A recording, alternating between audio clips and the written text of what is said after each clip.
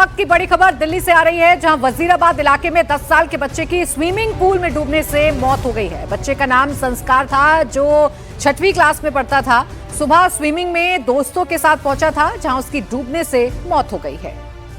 अब आरोप है कि बच्चा काफी देर तक पूल में नीचे फंसा रहा, लेकिन कोई देखने वाला वहां पर मौजूद नहीं था। अवैध तरीके से स्विमिंग पूल चल रहा था, ना लाइफ गार्ड कोई मौजूद नहीं था, ना कोई लाइफ सपोर्ट सिस्टम यहां पर था, ना ही बच्चे के लिए कोई लाइफ जैकेट रखा गया था। वजीराबाद थाने में स्विमिंग पूल संचालक और अन्य के खिलाफ लापरवाही से मौत की धाराओं में केस दर्ज किया गया है। पुलिस टीम मामले की जांच कर रही है। संस्कार अपने परिवार के साथ बुराड़ी इलाके में रहता था और पड़ोस के बच्चों के साथ स्विमिंग पूल में गया था। परिवार को आधे घंटे बाद सूचना मिली कि उनका बेटा बेहोश हो गया है। पिता जैसे ही अस्पताल पहुंचे तो मौत की खबर मिली। अब फिलहाल परिवार सदमे में है। सवाल स्विमिंग पूल को लेकर भी है। दिल्ली में स्विमिंग पूल कैसे बने मौत का कुआं?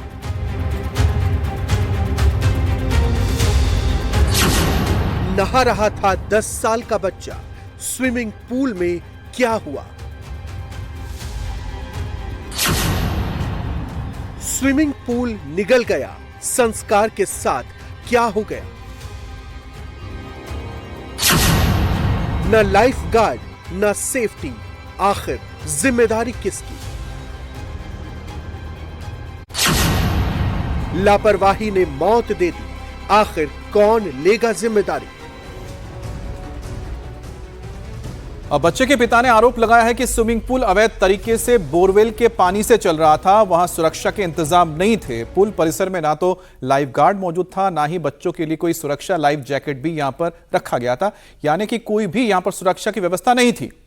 स्विमिंग पूल संचालक की लापरवाही के कारण उनके बेटे की जान गई। परिवार ने जिम्मेदार लोगों के खिलाफ सख्त कार्रवाई की मांग की है। संस्कार की मां सोनम ने बताया कि वो इंजीनियर बनना चाहता था। बच्चा गया था, एक यार दोस्त है मेरा, उसके बच्चे जाते हैं 5 बच्चे उसके गए थे। तो उसने कहा कि मैंने कहा मेरे भेज दियो, तो मैंने भेजे वहाँ। वो कह रहा ठीक है, 250 बच्चा है। मैंने दोनों को भेज दिया, गाड़ी वाले के हैंड ओवर कर दिया। जो गाड़ी लेके गई उसके बच्चे भी और मेरे बच्चे भी। गाड़ी वाले को मेरा पैसे करे सवेरे 8:58 पे 8:58 पे 8:58 यही पता। और उसके बाद मैं निकला, आधे घंटे बाद ही फोन आया कि बच्चे बेहोश हो गए। तो बच्चा क्या नहाने के लिए जा चुका था स्विमिंग पूल में या बाहर ही था? मैंने तो गेट के अंदर कर दिए। दोनों बच्चे दो ही थे ना, खाली बच्चे तो बहुत सारे थे। मेरा छोटे वाला बेटा भी था। तो उससे बात हुई आपकी? उसने क्या बताया? वो उसने ये कहा कि ना, मैं जो गाड़ी वाला था कि जब पता लगी है कोई बच्चा पूरा हुआ नहाने के लिए तो पैरों में आया बच्चा। आधा घंटा लगा, पूरा घंटा लगा, पता नहीं कितना था। बच्चा नहाने के लिए जा चुका था, हाँ डूबा हुआ था। हाँ, और वहाँ स्विमिंग पूल वालों को पता ही नहीं है।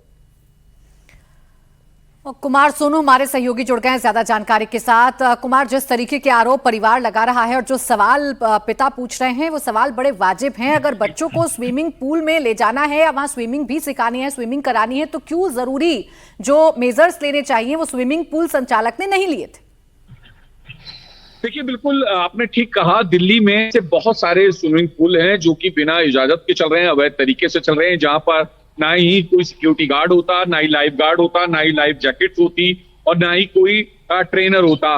कई बार तो देखा जाता है कि इस तरीके से खुले में चलते हैं और इन पर कोई कार्रवाई तक नहीं होती। ये दिल्ली में कोई ऐसी पहली घटना नहीं है जो कि हुई हो स्विमिंग पूल में बच्चे डूबने से बच्चे की मौत। एक घर का जो है चिराग बुझ गया, पूरा परिवार जो है इस वक्त सदमे में है। और जो हमें जानकारी मिली उसमें ये भी है कि उस इलाके में तकरीबन 3 से 4 ऐसे स्विमिंग पूल चल रहे हैं। खासतौर पर ऐसे स्विमिंग पूल जो अवैध तरीके से चलाए जाते हैं, वो इलाके के जो रसूखदार लोग होते हैं, जिनके पास पैसा होता है, वो लोग ये चलाते हैं। और ये नॉर्थ दिल्ली के वजीराबाद इलाके के जगतपुर गांव इलाके की ये पूरी घटना है। फिलहाल पुलिस अभी इसमें कार्रवाई कर रही है, लेकिन सवाल ये है कि क्या कार्रवाई करने से संस्कार वर्मा जो है वो वापस आ जाएगा? नहीं, ऐसा बिल्कुल नहीं होगा। जरूरत है ऐसे अवैध स्विमिंग पूल चलाने वालों पर कार्रवाई करने की तो जरूरत है ही, साथ ही साथ ये भी सुनिश्चित किए जाने की जरूरत है कि दिल्ली में कहीं पर भी ऐसे स्विमिंग पूल बिल्कुल न जाने कैसे ऐसे मौत के स्विमिंग पूल, न जाने कितने मौत के स्विमिंग पूल होंगे जो दिल्ली में इस वक्त चल रहे होंगे, उन पर क्या कार्रवाई प्रशासन करेगा, ये भी देखने वाली बात है। शुक्रिया सोनू तमाम जानकारी के लिए। और बड़ी खबर लखनऊ से है, जहां पर शिक्षा मंत्री के आवास के बाहर अभ्यर्थी प्रोटेस्ट कर रहे हैं। 69,000 शिक्षक भर्ती के अभ्यर्थियों का प्रदर्शन हो रहा है। प्रदर्शनकारी सड़क पर रेंग रेंग कर सरकार के सामने अपना विरोध जता रहे हैं। तो 69,000 शिक्षक भर्ती कि ये तो तस्वीरें आप देख रहे हैं लखनऊ की है, जहां पर इस वक्त शिक्षा मंत्री के घर के बाहर ये प्रोटेस्ट किया जा रहा है और 69,000 शिक्षक भर्ती के अभ्यर्थियों का यह प्रदर्शन है। ये देखिए प्रदर्शन किया जा रहा है, हाथों में पोस्टर ले रखे हैं और रेंग रेंग कर ये प्रदर्शन चल रहा है। विशाल मौके से इस वक्त हमारे साथ जुड़ गए, सीधा उन्हीं के पास चलेंगे। विशाल, ये 69,000 शिक्षक भर्ती मामला एक पुराना मामला है, इसमें समय समय पर अभ्यर्थी प्रदर्शन करते हैं, क्या इसका कोई हल नहीं ढूंढ पा रही है सरकार या क्या कोशिश की जा रही है? देखिए प्राची, इस समय हम लखनऊ के जो माल एवेन्यू इलाके में मौजूद हैं। शिक्षा मंत्री संदीप सिंह फिलहाल यहां पर घर पर मौजूद नहीं है, लेकिन भारी पुलिस बल यहां पर मौजूद है। एसएचओ हजरतगंज विक्रम सिंह अपनी तमाम पुलिस फोर्स के साथ यहां पर मौजूद है और ये कोशिश की जा रही है कि जो मुख्यमंत्री आवास घेरने की तैयारी थी, फिलहाल उसको कुल मिलाकर के रोका जाए। और यहां पर इस तरीके से अगर रेंग रहे हैं, मंत्री से न्याय की मांग कर रहे हैं, पिछड़ों को इंसाफ देने की मांग कर रहे हैं, तो वाकई में ये बहुत ज्यादा हैरानी की बात है। कल यानी 19 तारीख को ये मामला कोर्ट में लगा हुआ है, उससे पहले इस तरीके का प्रदर्शन क्या इशारा कर रहा है? सीधे अभ्यर्थियों से ही बात कर लेते हैं। क्या मांग है आप लोगों की? रेंगना पड़ रहा है आप लोगों को? मैं धनंजय गुप्ता देवरिया से पिछले 6 सालों से हम लोग को जहां विद्यालय शिक्षक होना चाहिए था, लेकिन आज की सरकार में पिछड़े दलित समाज के लोग हम लोग कीड़ा मकोड़ों की जिंदगी जी रहे हैं। माननीय शिक्षा मंत्री जी से और माननीय मुख्यमंत्री जी से संदेशा देने आएगी। माननीय मुख्यमंत्री जी, हम भी हिंदू हैं, हम लोग को कीड़ा मकोड़ा की तरह जिंदगी जीने के लिए मजबूर न कर दिए। हम लोग वोट देते हैं पिछड़े दलित समाज के, तब जाकर आप लोग कुर्सी पर बैठे हुए। हमारे सिर्फ मांग यही है कि पिछले करीब 30 डेट लग गई है, सरकार की तरफ से अभी कोई प्रपोजल नहीं गया है। कल 19 मई को डेट लगा हुआ, सरकार अपने तरफ से सरकारी अधिवक्ता भेज करके इस मामला को जल्द से जल्द निस्तारित कराए, नहीं तो हम लोग जो है अब सामूहिक रूप से आत्महत्या करने। मामले का निस्तारण नहीं हो पा रहा है, वजह क्या आप लोग को लगती है? देखिए, सबसे बड़ी बात है ये सरकार जो कहती है कि हम संविधान को मानने वाले हैं, बाबा साहब को मानने वाले हैं। मैं कह रहा हूं कि सिंगल बेंच से और डबल बेंच का आदेश हमारे पक्ष में आया, पिछड़े दलितों के पक्ष में आया है कि इनके साथ अन्याय हुआ है और लिस्ट को रिविजिट करके इनको न्याय दिया जाए। आखिर जब सुप्रीम कोर्ट भी ये टिप्पणी कर रहा है, माननीय जस्टिस दत्ता साहब की बेंच ने भी बोला है कि यदि आप 15 दिन में इनके पक्ष में कोई रिपोर्ट नहीं लगाते हैं तो जो डबल बेंच का आदेश आया है हम उसको आगे प्रोसीड करने का काम करेंगे। तो सरकार से क्या रिप्लाई मिल रहा है आप लोगों को? सरकार से क्या आश्वासन मिल रहा है? मैं संगम सिंह निषाद गोरखपुर से हूँ और सरकार से ये अपेक्षाएं हैं कि हमारा कल का डेट लगा हुआ है, जल्दी जल्दी वकील भेजें और हमारे मांग को जल्दी जल्दी पूरा करें। अभी तक कोई रिस्पांस नहीं मिला है। फिलहाल इनको रिस्पांस नहीं मिल रहा है, इसीलिए फिलहाल आज मुख्यमंत्री आवास घेरने की योजना थी, लेकिन पुलिस देखिए फिलहाल यहाँ पर मौजूद है। एसएचओ हजरतगंज अपनी टीम के साथ मौजूद है और सबकी ये कोशिश है कि जल्द से जल्द सबको यहाँ से हटाया जाए, लेकिन सभी अभ्यर्थी इस बात को लेकर के बहुत ज्यादा गमगीन है कि उनकी मांगे सुनी नहीं जा रही, इसीलिए आज वो फिलहाल रेंग के प्रदर्शन करने को लखनऊ के सरकारी आवासों पर मजबूर हैं।